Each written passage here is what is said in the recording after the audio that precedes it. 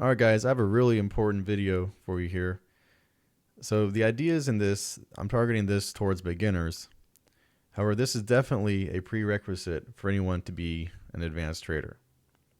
No one that could call themselves advanced would not be aware of this. So there are three parts of the day. There are also three stages of the market. And these kind of go hand in hand, and you'll see later in the video what I mean by that. But there are three parts of the day. There's the open, the middle, and the end, or the close. Each of those sort of transition into the other. And as you watch those transitions, there are opportunities as they move into the different parts of the day. It's also good just to keep yourself grounded and understand the context of where you're at in the market by understanding what part of the day you're in. That's similar with the stages of the market. It starts with the spike, which is this is like a strong breakout. That transitions into a channel, which is a weaker form of a trend. And then the third stage is a trading range, which is basically no direction at all. So then to leave that trading range, there would have to be another spike, which would turn into a channel and then later be a trading range. So knowing what stage of the market you're in gives you opportunities as well. Let me go ahead and turn off my video so that my head is not taking up some of the content here. So three stages of the market. We start with the spike. Right, we can see these three strong bars, or maybe you would count it as these four bars. That spike is a trend, and this trend turns into a weaker form of a trend, which we call a channel. Now in the channel, it's different because here, only sellers were able to make money. They could sell closes of bars, they could sell below bars, they could do any sort of selling, and they would make money. Now as we get into the channel phase, bears can still make money, but it doesn't happen as quick, and also the bulls can make money. They can make money buying below bars. And in some instances, they can even make money buying above bars if they're able to scale in lower. And this is how I would draw my channel down through there. The third stage is a trading range. So a trading range is where neither side has an edge, but both sides can make money. So now bulls can actually buy above bars and they're able to make money, which is different from through here. You know, in this instance, they didn't have to buy above it. They didn't have to scale in. They could just buy above and they were able to make their scalp. So spike, channel, and then trading range. So those are the three stages of the market. Notice the trading range overlaps with the channel here. So as the channel is ending, that end of the channel is the beginning of the trading range. Let's look at our next example. We have our spike. We have this strong bull bar up, and it's good that we have at least a bullish follow through bar here. Here's the channel up. Once again, bulls are making money, but it's not happening as fast. And also bears are starting to be able to make money by selling above bars. Then we have a trading range here. It's a fairly tight trading range. You could also call this the trading range, which is much larger. And once again, you can see the end of the channel is the beginning of the trading range. Another example, we have a spike down here. You could call it just the first bar is the spike, or this whole group of bars here would be the spike. Either way, that transitions into the channel through here, where bears are still making money, but now bulls are also able to make money. They can buy below bars and scale in. And that transitions into a trading range. We have a larger trading range drawn here. However, I also would classify this here as the trading range. Now, if you look at what's happening here, on a smaller time frame, this is a whole new spike and channel and trading range here. So let's say this is the 5-minute chart. And then if we went down to a 1-minute chart, we would see clearly a spike, which would be these two bars, the channel, which would be this group of bars through here, and then a trading range through here. So you can go higher or lower time frames and see the market playing out this market cycle.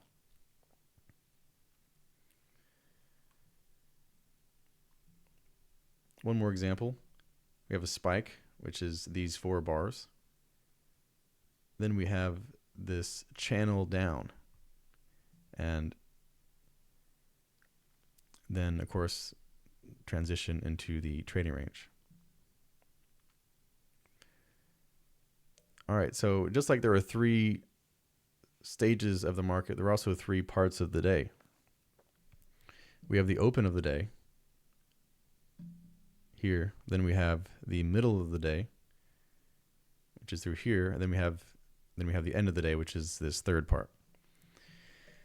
Now for Eastern time, the open of the day goes from 9:30 until about 11 or 11:30 or so. The middle lasts until about 12:30 or 1, or sometimes up to like 2 o'clock or later.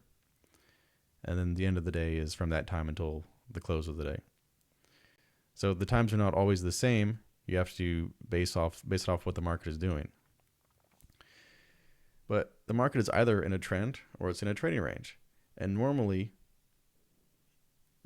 it will stay doing what it's doing until it transitions into the next part of the day. So we can see the open here is a trading range. And then as we get closer to that 11 o'clock, 11:30 time period, we turn into this trend. And then, so now we're trending in this part of the day. And as we transition out of the middle, then it becomes a trading range. So during these transition times, it's good to look for opportunities for the market to be doing something different from what it's been doing. Also, sometimes the market may continue to do what it's been doing. So for example, if we have a bear trend here, that trend might continue throughout the end of the day. However, at some point, you do want to make note that it is transitioning from the middle to the end. So trading range, then we have a trend, and that turns into another trading range later in the day. We looked at this chart earlier in the context of the 3 stages of the market. We can also look at it as the 3 parts of the day. So here we have the open of the day. Then that transitions into the middle of the day, which is still a trend, but it's a weaker trend. Then as we get closer to the end of the day, then that turns into a trading range. Now, with this, we have opportunities. Once we know the market cycle and the times of the day, we're able to take trades from that and be more informed.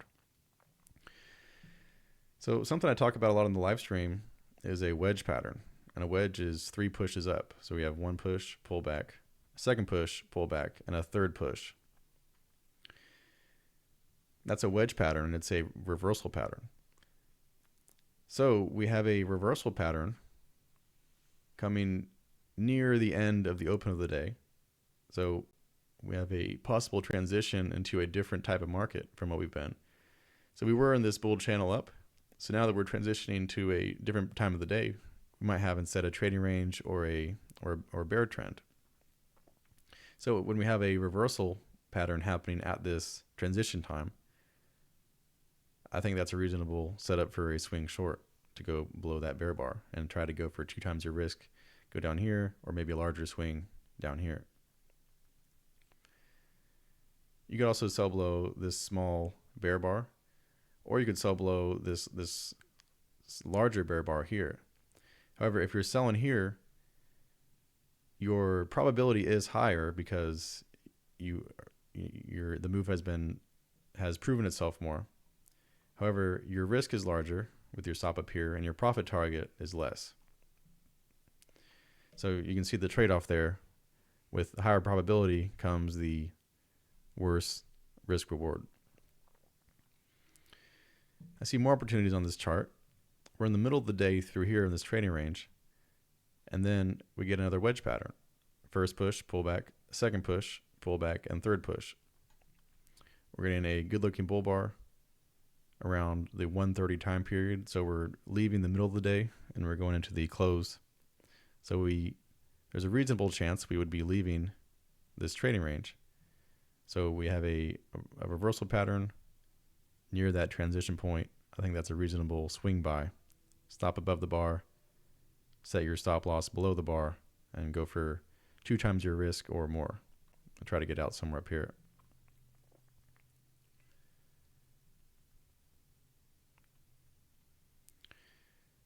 Another chart here, more opportunities. As the market's fallen, it has a spike here. And then it turns into a channel. So we're in the second part of the market phase. And the channel, both bulls and bears can make money. So bulls can make money buying below bars, which they would be able to do here. So some bulls will place their limit order to buy below the low of that bar. They'll get filled here. And they would scale in if needed, so they would buy more lower. However, they didn't need to here, and they were able to scalp out somewhere in this area. So we have this spike. Only bears are making money. However, now we have signs that bulls are making money through here. Right? Bear bars are actually able to be bought. There's lots of overlap. There's lots of tails in the bottom of bars. So we can see market is transitioning from this spike into a weaker form of a bear trend.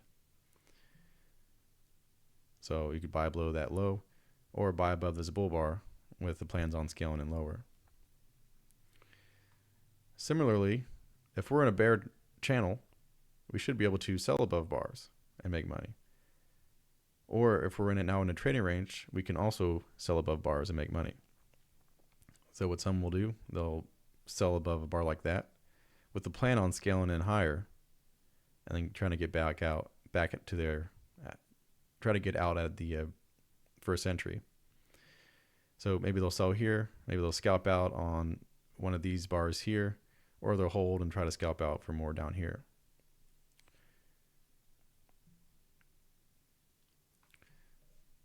So spike, channel, we're transitioning into a trading range so both sides can start making money.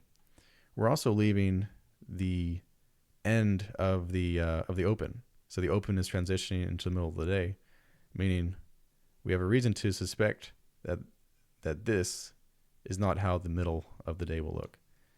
The open was this trend. Oftentimes that trend will turn into a channel or a trading range during the middle of the day, which is what occurred here. So from that, we have trading opportunities. Subscribe if you'd like to see more, and thank you for watching. However, I do actually have one more point of topic I'd like to talk about. So let me bring that up here. All right, so I had a fun announcement on the Discord here. If you check out this area called this section called Big Prize, so what we're going to do is we're going to have a competition on whoever can guess the close of the E-mini on Friday at 4:15. So the closing E-mini price. So if you're on the Discord, in here you can post your guess by Wednesday by noon Eastern time. So by Wednesday noon, 12 o'clock, you can have your guess in, and the winner we'll announce that on Friday. The winner will win $25 through Cash App. So, I have the rules in here. Basically, post your guess. And you're not able to edit your guess, or that'd be disqualified. You post your guess before Wednesday by noon, and what you're guessing is what price will the E-mini close at on Friday. So at 4:15, whatever that closing price is, then whoever's closest to that will win the prize. So if you're interested in doing that, go ahead and join the Discord and go ahead and post your guess in there. And we'll announce that on Friday. All right, guys. Thank you. See ya.